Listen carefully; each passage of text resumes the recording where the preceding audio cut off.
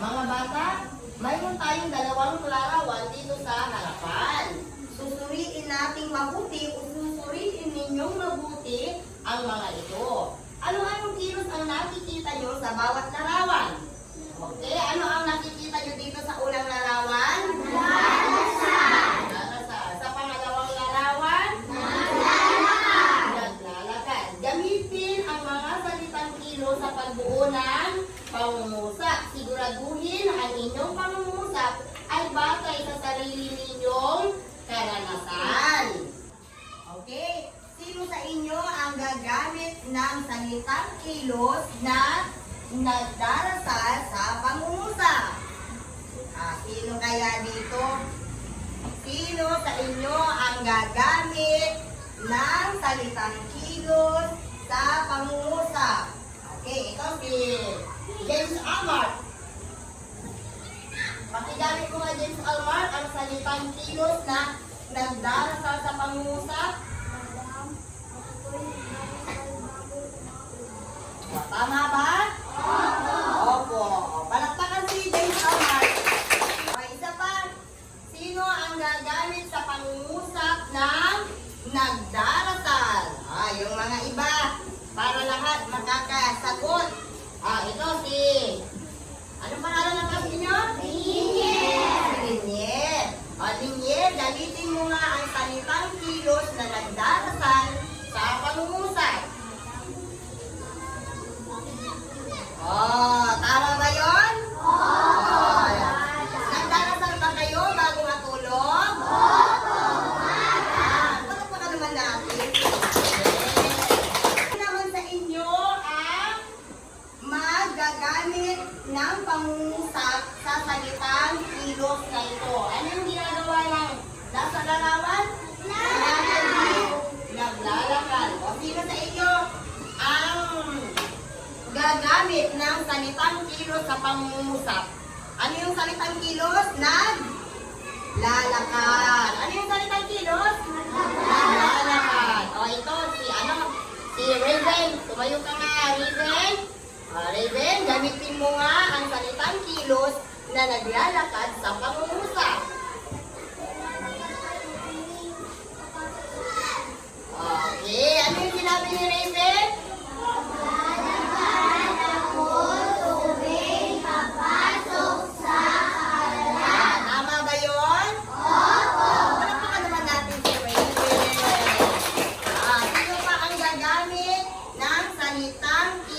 Naglalakad sa pangungusap. Sino? Ito si Kevin. Kevin, gamitin mo nga ang salitang kilos na naglalakad sa pangungusap. Makinig kayo dito, Jared.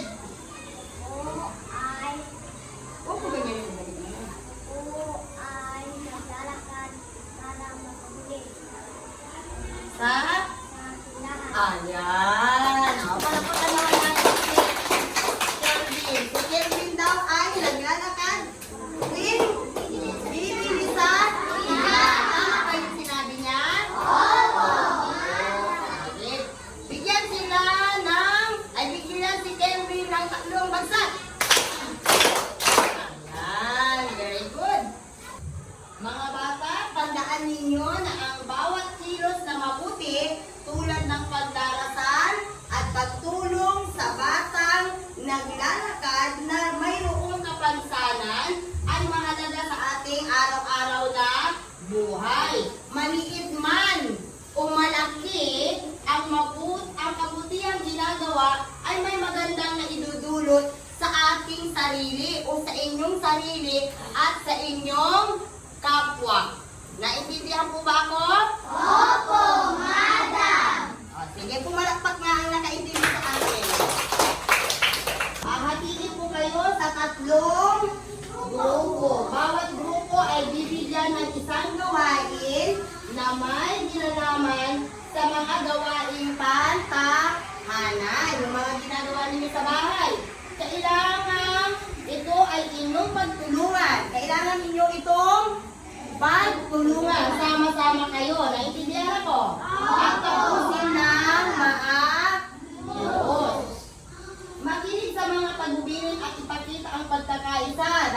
makikinig kay teacher. Ano? Habang gumagawa.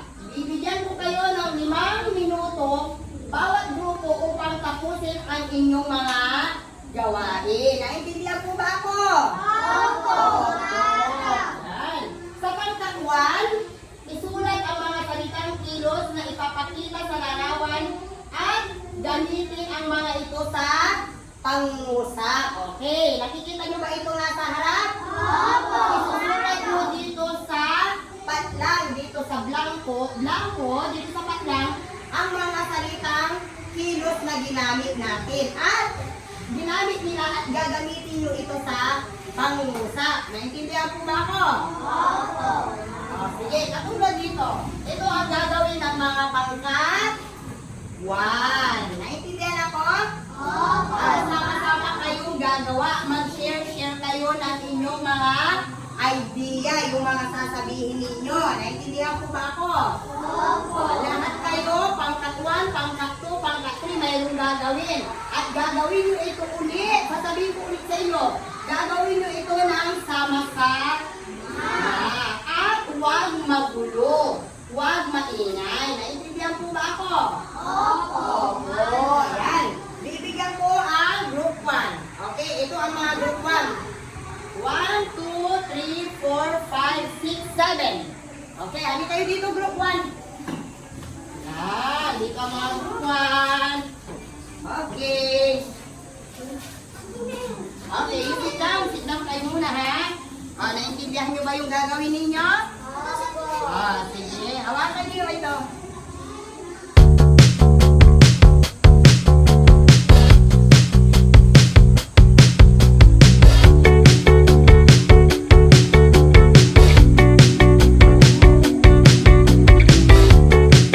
Naman tayo sa pangkat 2. Bilugan ang mga salitang kilos na ginagamit o ginamit sa talata. Ito yung talata. Ano? Ayan, ginawahan ko kayo ng talata. Pinalapit ko siya.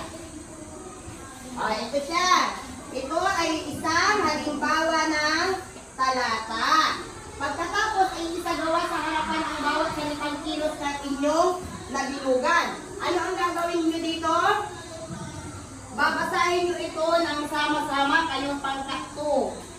At intindihin, basahin at intindihin at bibilugan ninyo ang salitang kilos. Naintindihan ako?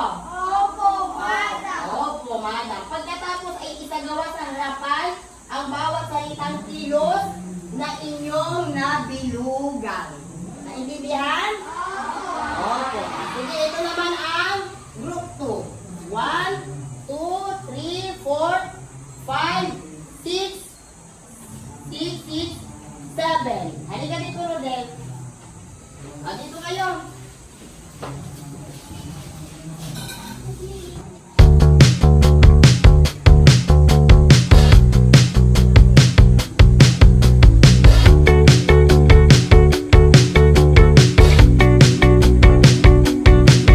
Kayo namang mga naiwan na nakaupo, kayo ang group 3. Pangkat 3 kayo ano? Ito naman ang gagawin ninyo. Gamit ang larawan, bumuo ng isang maikling talata. Anong nakikita ninyo? Anong nakikita ninyo? Nalilinis. Siguraduhin gumamit ng salitang kilos sa inyong mga pangungusap at bilugan ang mga ito. Magsulat ng malinaw at maayos. Naintindihan po ba ako? Opo. Dito naman lahat ng group 3. Halika kayo dito. Dito kayo. Taglit lang ha.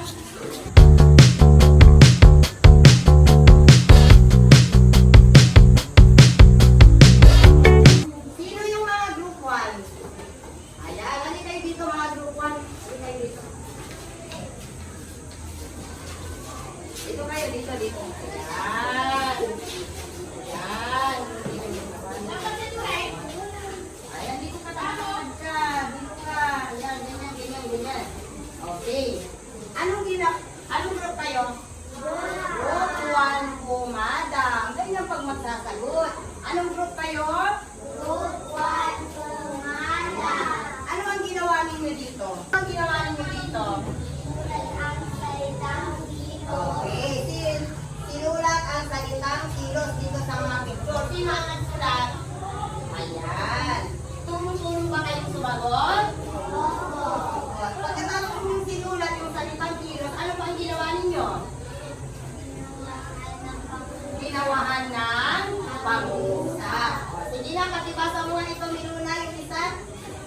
Kumain si Joan.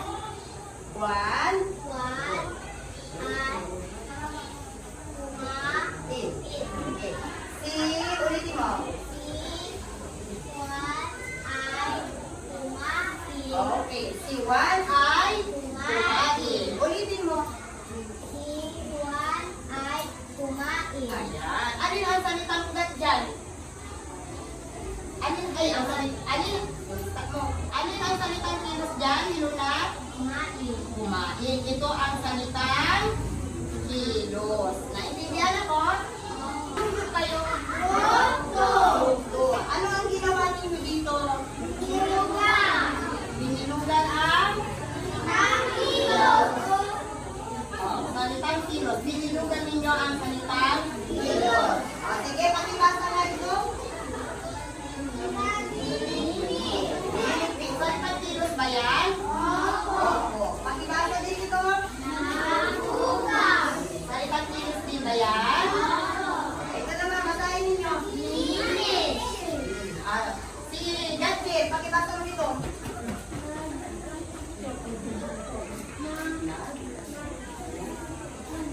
Pakinapos mo. Ayan, very good. Naglalaba. Sabi ba? Ayan. At sinong magbabasa nito? Si Jervin. Pag? Very good. O, palakpakan naman ang mga group. Anong group kayo? Okay, group 3. Ano ang nakikita nyo dito sa picture? Naglilinis. Linis. Silang lahat, ano? Ano ang ginagawa ni tatay? Nagmamap. Nagmamap. Anong ginagawa ni nanay? Nagpupunas. Punas. Anong ginagawa ni ate? Nagwawalis. Si kuya, anong ginagawa? Nagbabasa. Nagpumpunas ng? Nabisaan. Oo, nagpumpunas daw ng lamesa. Tulong-tulong ba sila? Opo. O sinong nagsulat dito? Sama-sama ba kayong gumawa nito? Opo. Opo. Sino ang nagsulat dito? Very good si Earl. Yan, ikaw nakita ko kanina nagsulat. Pwede mo bang pakibasa naman, Raven? Basahin mo nga, Raven. Ang pamilya ay tulong.